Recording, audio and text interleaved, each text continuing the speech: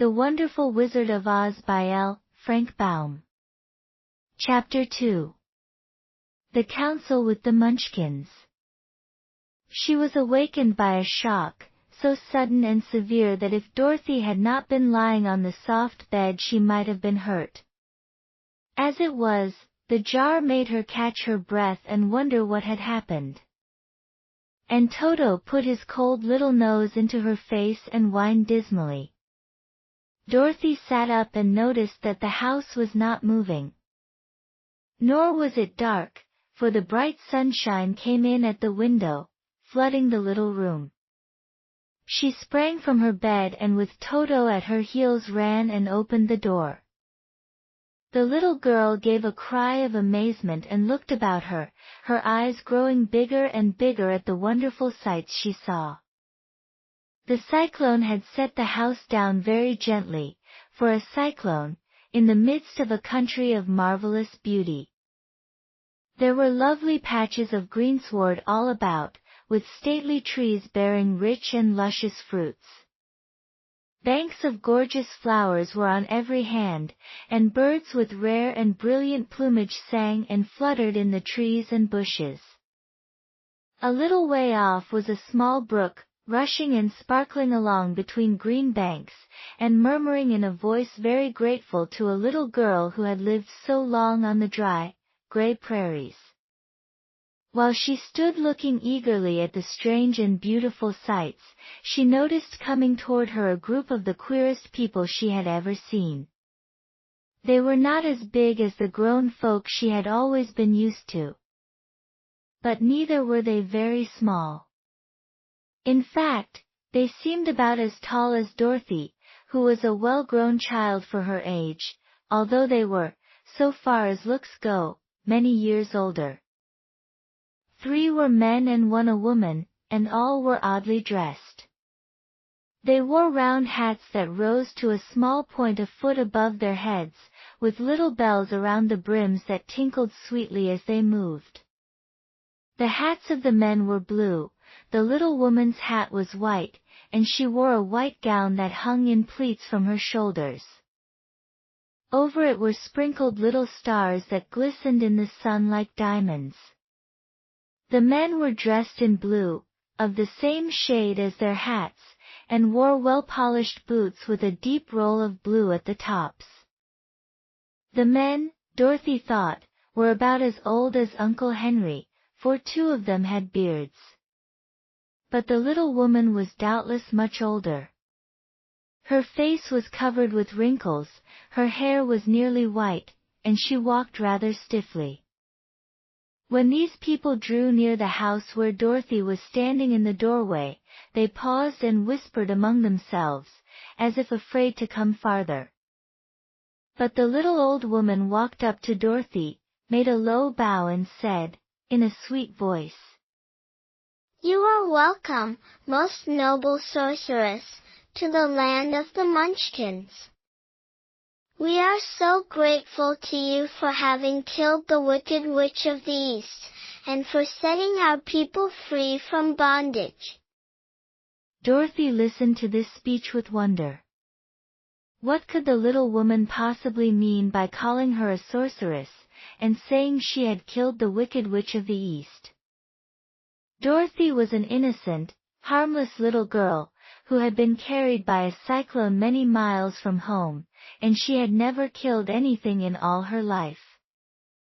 But the little woman evidently expected her to answer, so Dorothy said, with hesitation, "You are very kind, but there must be some mistake. I have not killed anything. Your house did, anyway," replied the little old woman, with a laugh.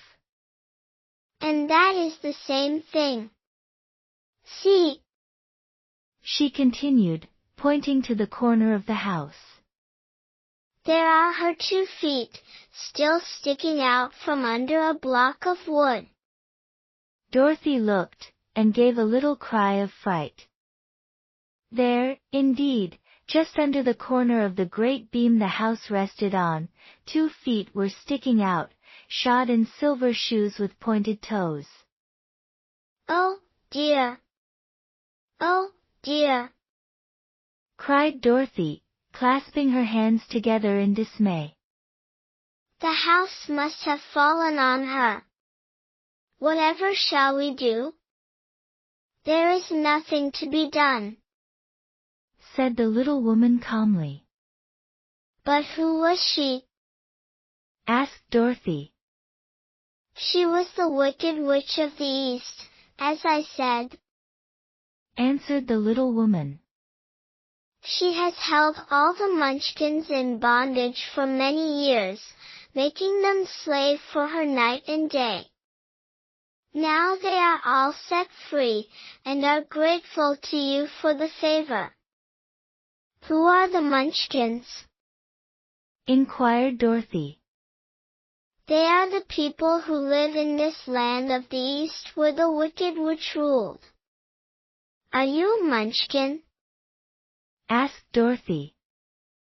No, but I am their friend, although I live in the land of the North. When they saw the Witch of the East was dead, the Munchkins sent a swift messenger to me, and I came at once. I am the Witch of the North. Oh, gracious! cried Dorothy. Are you a real witch? Yes, indeed, answered the little woman. But I am a good witch, and the people love me. I am not as powerful as the Wicked Witch was who ruled here, or I should have set the people free myself. But I thought all witches were wicked, said the girl, who was half frightened at facing a real witch. Oh, no, that is a great mistake. There were only 4 witches in all the land of Oz, and 2 of them, those who live in the North and the South, are good witches. I know this is true, for I am one of them myself, and cannot be mistaken. Those who dwelt in the East and the West were, indeed, wicked witches, but now that you have killed one of them, there is but one wicked witch in all the land of Oz, the one who lives in the West. But, said Dorothy, after a moment's thought, Aunt Em has told me that the witches were all dead, years and years ago. Who is Aunt Em? inquired the little old woman. She is my aunt who lives in Kansas, where I came from. The Witch of the North seemed to think for a time, with her head bowed and her eyes upon the ground. Then she looked up and said, I do not know where Kansas is, for I have never heard that country mentioned before. But tell me, is it a civilized country? Oh, yes, replied Dorothy. Then that accounts for it. In the civilized countries I believe there are no witches left, nor wizards, nor sorceresses, nor magicians. But, you see, the land of Oz has never been civilized, for we are cut off from all the rest of the world. Therefore we still have witches and wizards amongst us. Who are the wizards? asked Dorothy. Oz himself is the great wizard, answered the witch, sinking her voice to a whisper. He is more powerful than all the rest of us together. He lives in the city of emeralds. Dorothy was going to ask another question, but just then the Munchkins, who had been standing silently by, gave a loud shout and pointed to the corner of the house where the Wicked Witch had been lying. What is it? asked the little old woman, and looked, and began to laugh. The feet of the dead witch had disappeared entirely, and nothing was left but the silver shoes. She was so old, explained the Witch of the North. that she dried up quickly in the sun. That is the end of her. But the silver shoes are yours, and you shall have them to wear. She reached down and picked up the shoes, and after shaking the dust out of them handed them to Dorothy. The Witch of the East was proud of those silver shoes, said one of the Munchkins. And there is some charm connected with them, but what it is we never knew. Dorothy carried the shoes into the house and placed them on the table. Then she came out again to the Munchkins and said, I am anxious to get back to my aunt and uncle, for I am sure they will worry about me. Can you help me find my way? The Munchkins and the witch first looked at one another, and then at Dorothy, and then shook their heads.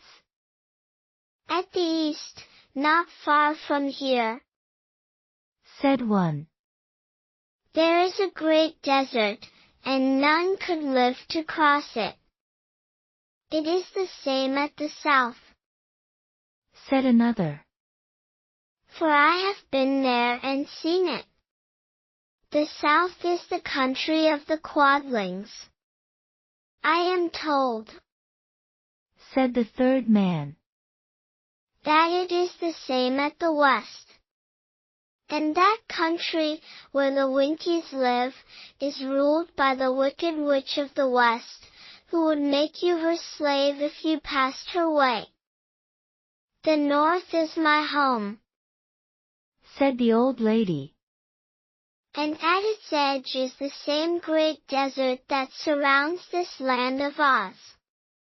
I'm afraid, my dear, you will have to live with us. Dorothy began to sob at this, for she felt lonely among all these strange people. Her tears seemed to grieve the kind-hearted Munchkins, for they immediately took out their handkerchiefs and began to weep also. As for the little old woman, she took off her cap and balanced the point on the end of her nose, while she counted. 1, 2, 3. In a solemn voice. At once the cap changed to a slate, on which was written in big, white chalk marks. Let Dorothy go to the City of Emeralds. The little old woman took the slate from her nose, and having read the words on it, asked, Is your name Dorothy, my dear? Yes, answered the child, looking up and drying her tears. Then you must go to the City of Emeralds. Perhaps Oz will help you. Where is this city?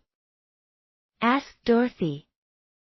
It is exactly in the center of the country, and is ruled by Oz, the great wizard I told you of. Is he a good man? Inquired the girl anxiously. He is a good wizard. Whether he is a man or not I cannot tell, for I have never seen him. How can I get there? asked Dorothy. You must walk. It is a long journey, through a country that is sometimes pleasant and sometimes dark and terrible. However, I will use all the magic arts I know of to keep you from harm. Won't you go with me? Pleaded the girl, who had begun to look upon the little old woman as her only friend. No, I cannot do that, she replied. But I will give you my kiss, and no one will dare injure a person who has been kissed by the Witch of the North. She came close to Dorothy and kissed her gently on the forehead. Where her lips touched the girl they left a round, shining mark, as Dorothy found out soon after. The road to the City of Emeralds is paved with yellow brick, said the witch. So you cannot miss it. When you get to Oz, do not be afraid of him, but tell your story and ask him to help you. Goodbye, my dear. The three Munchkins bowed low to her and wished her a pleasant journey, after which they walked away through the trees. The witch gave Dorothy a friendly little nod, whirled around on her left heel 3 times, and straightway disappeared, much to the surprise of little Toto, who barked after her loudly enough when she had gone, because he had been afraid even to growl while she stood by. But Dorothy, knowing her to be a witch, had expected her to disappear in just that way, and was not surprised in the least.